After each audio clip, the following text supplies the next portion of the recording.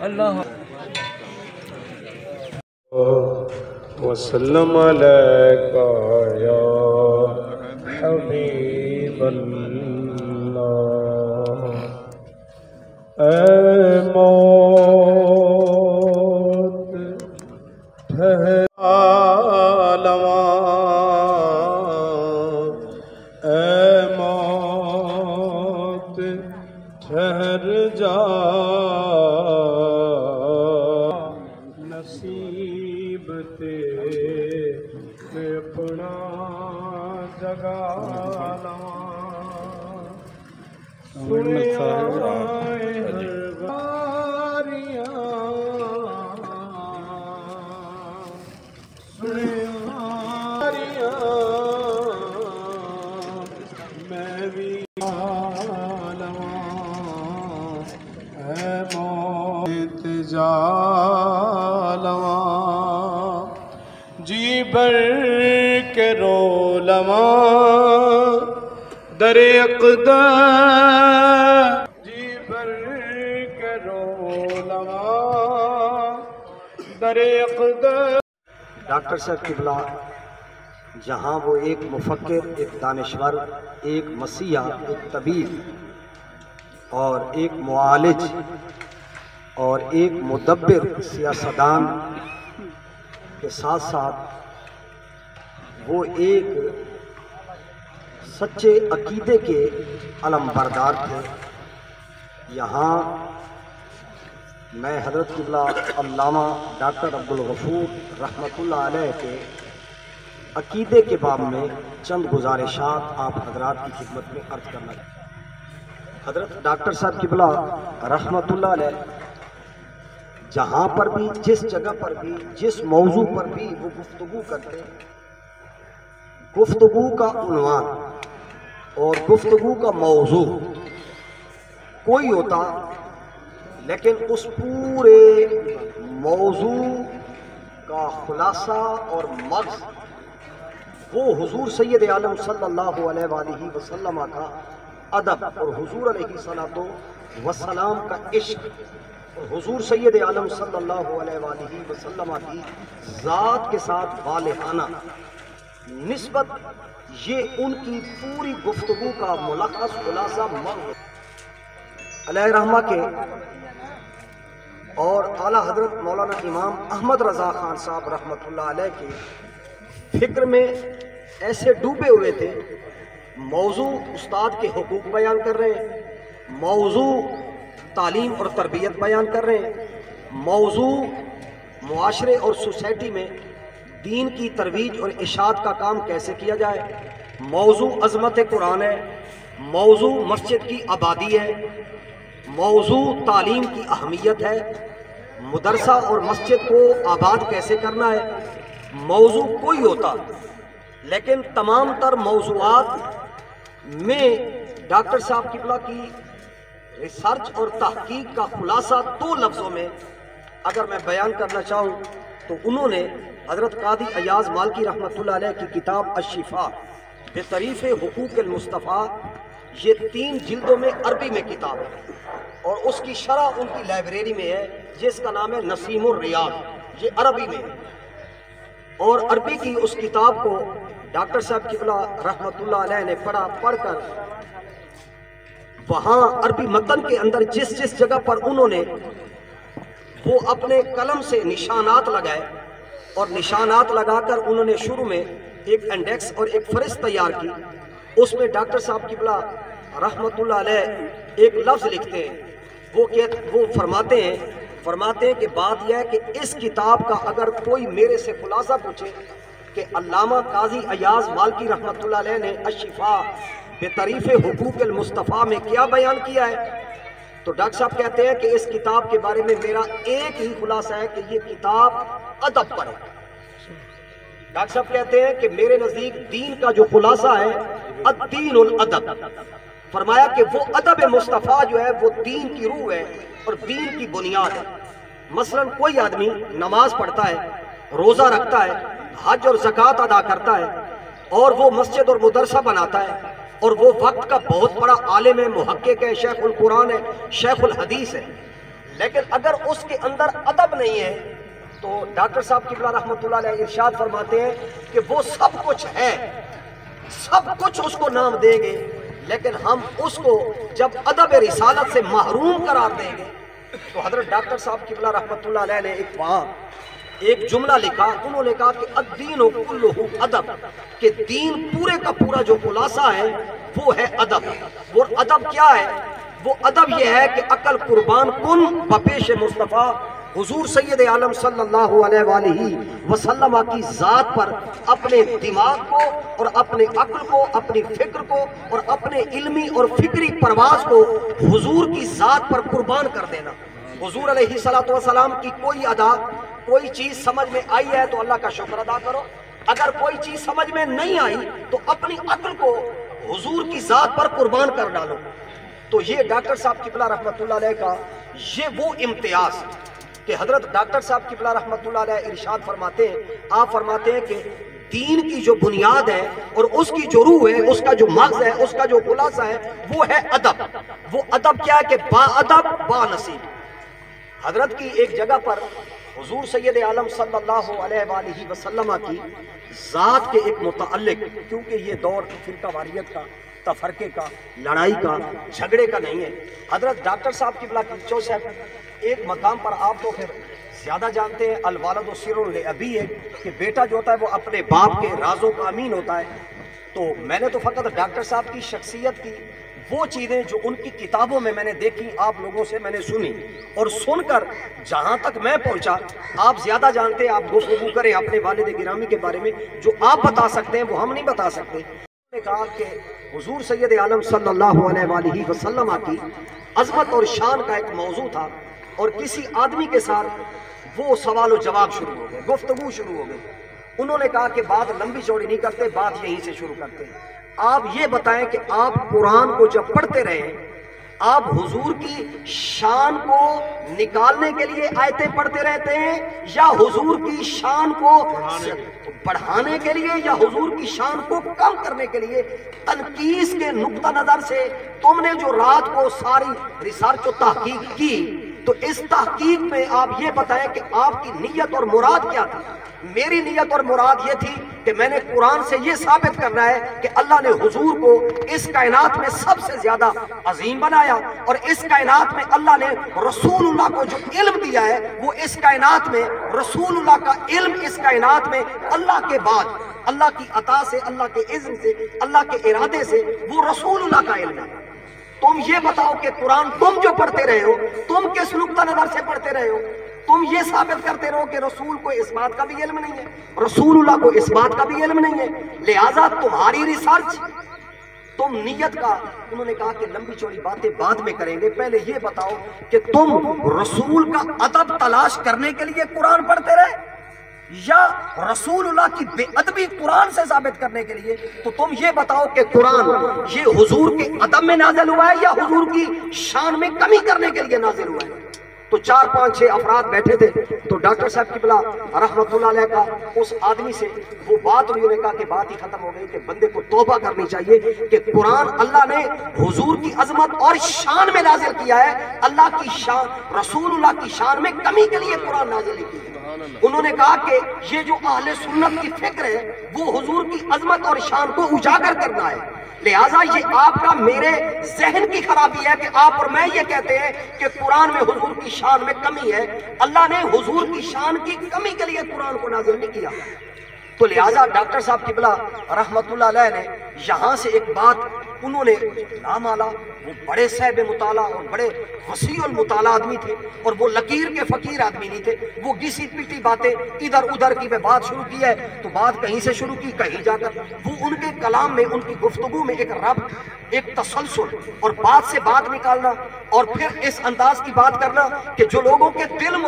دل میں تیر بن کے اترے۔ اور پھر معذرت کے ساتھ یہ جو دور ہے یہ زوال کا دور ہے، ہم جو علماء مشائخ لوگوں کو جو باتیں کرتے ہیں ہمارا اس پر خود عمل نہیں ہے، ہم لوگ قول اور فعل، ہمارا کہنا کچھ ہے، ہمارا عمل کرنا کچھ ہے۔ ڈاکٹر صاحب قبلہ اس دور کے بندے تھے جس دور کے اندر اللہ والے بندوں میں قول اور فعل کی مطابقت ہوتی تھی، وہ قول اور فعل کے الگ الگ آدمی نہیں تھے کہ وہ قول میں کچھ کہیں اور عمل میں کچھ کریں. وہ قول اور فعل کے ایک آدمی تھے, اور جو قول اور فعل کا ایک آدمی ہوتا ہے وہ اللہ کا ولی ہوتا ہے. کروڑوں بار رحمت نازل فرمائے. یہ سارا سلسلہ جو ہے اصل میں ان کے عقیدے کی جو سوچ ہے, اس کا جو محور ہے, اور اس فکر کی جو بنیاد ہے وہ ہے ادب رسالت. اور پھر ادب رسالت کے ساتھ جو ہے وہ ہے قول اور فعل کی مطابقت. یعنی جو کچھ کہا جا رہا ہے اس پر وہ ڈاکٹر صاحب قبلہ, اس جگ کے کتنے افراد آج بھی بزرگ موجود ہوں گے جنہوں نے حضرت ڈاکٹر صاحب قبلہ رحمت اللہ علیہ کے ساتھ کچھ نہ کچھ وقت گزارا ہوگا. اب بھی اس علاقے میں, اس وسیم میں حضرت ڈاکٹر صاحب قبلہ رحمت اللہ علیہ کے زیارت کرنے والے, دیکھنے والے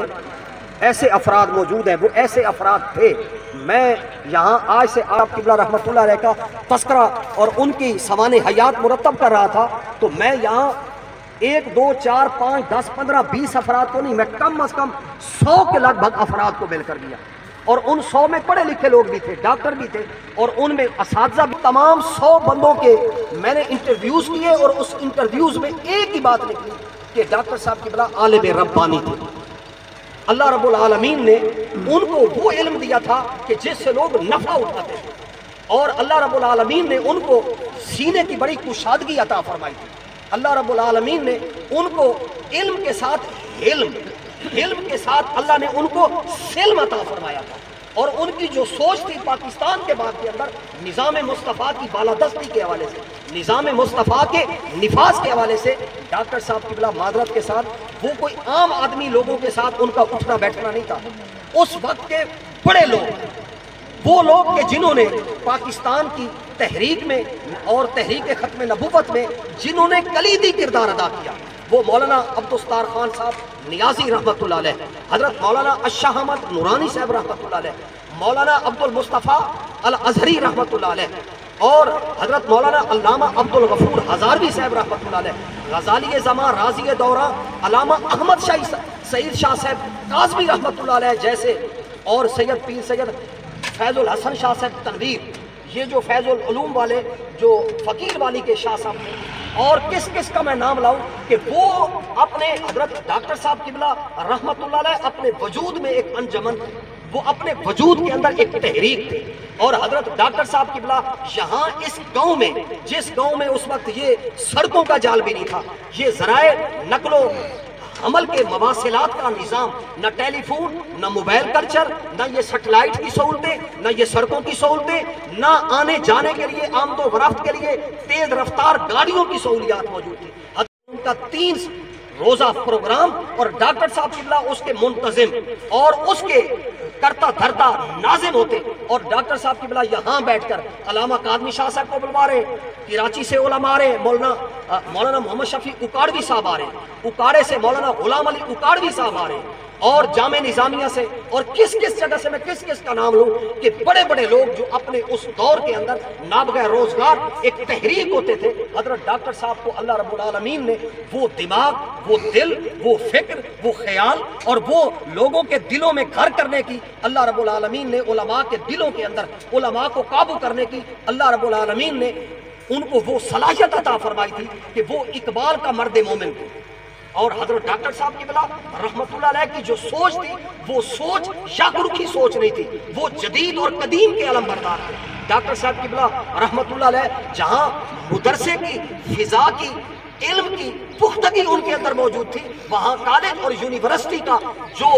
علم کی دانش ہے وہ بھی ان کے سینے کے اندر موجود تھی. اور ڈاکٹر صاحب قبلہ رحمت اللہ علیہ کا وہ اخلاص, وہ تقوی, وہ للہیت, وہ اخلاص اور وہ ایثار, اور ان کا اللہ اور اس کے رسول کے ساتھ اور دین کے ساتھ سچا تعلق, یہ سچے لوگوں کی یادیں باقی ہوتی ہیں. معذرت کے ساتھ مر گیا مردود, نہ فاتحہ نہ درود, کہ مر گئے اب ان کی قبر کو بھی کوئی نہیں جانتا, مر گئے اب ان کا نام بھی کوئی نہیں جانتا, ایک نسل کے بعد دوسری نسلیں نام نہیں جانتی. معذرت کے ساتھ میں اس بات کا قائل ہوں کہ یہ وجہ اور یہ سبب کیا ہے. یہ چودھری نور حسین تنویر صاحب کا اس علاقے میں MNA بننا, ٹھیک ہے, یہ پیچھے اصل میں وہ ڈاکٹر عبد الغفور علیہ رحمہ جیسے اللہ کے ولی کی دعا موجود ہے. آپ کہتے ہیں کہ اللہ کے ولی کا کوئی تصرف ہوتا ہے, اللہ کے ولی کی کوئی کرامت ہوتی ہے, اللہ کا ولی جو ہوتا ہے اس کی دعا جو ہوتی ہے وہ قبولیت کے درجے پر پہنچتی ہے کہ نہیں پہنچتی؟ یہ آپ کے وسیب کے، آپ کے علاقے کے وہ بندے کے جنہوں نے ہزاروں افراد کے گھروں کا چولہا جلایا، یہ دبئی کے اندر۔ اور وہاں میں بات معذرت کے ساتھ کسی کے ذہن میں ہو کہ یہ چودھری صاحب کی کوئی خوشامد ہو رہی ہے، میں سچی بات عرض یہ کر رہا ہوں کہ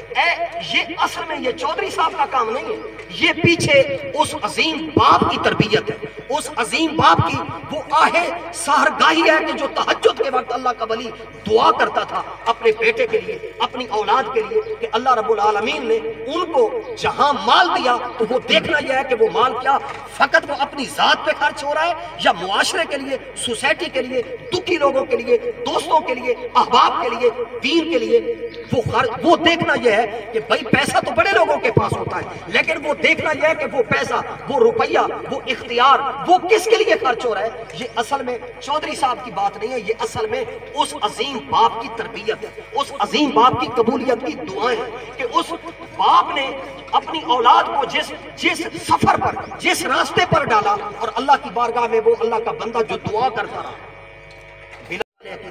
حضرت ڈاکٹر صاحب کا نبی علیہ السلام کی ذات کے ساتھ فالحانہ تعلق میں ایک دفعہ ان کی ایک ڈیبیٹ، ایک مکالمہ، ایک مناظرہ، کیونکہ ہر دور کا ایک علم الکلام ہوتا ہے، ہر دور کے تقاضے ہوتے ہیں۔ کسی بندے نے ان سے سوال کر لیا کہ تم جو نبی علیہ السلام کا نام نامی اسم گرامی سنتے ہو تو اسے چومتے ہو، یعنی اس کو کہتے ہیں تکفیل الابہامین، کہ انگوٹھوں کا چومنا کیا یہ جائز؟ بات فقط اتنی ہے کہ چومنے والا نہ اس کو فرض سمجھتا ہے، نہ واجب سمجھتا ہے، نہ ضروری،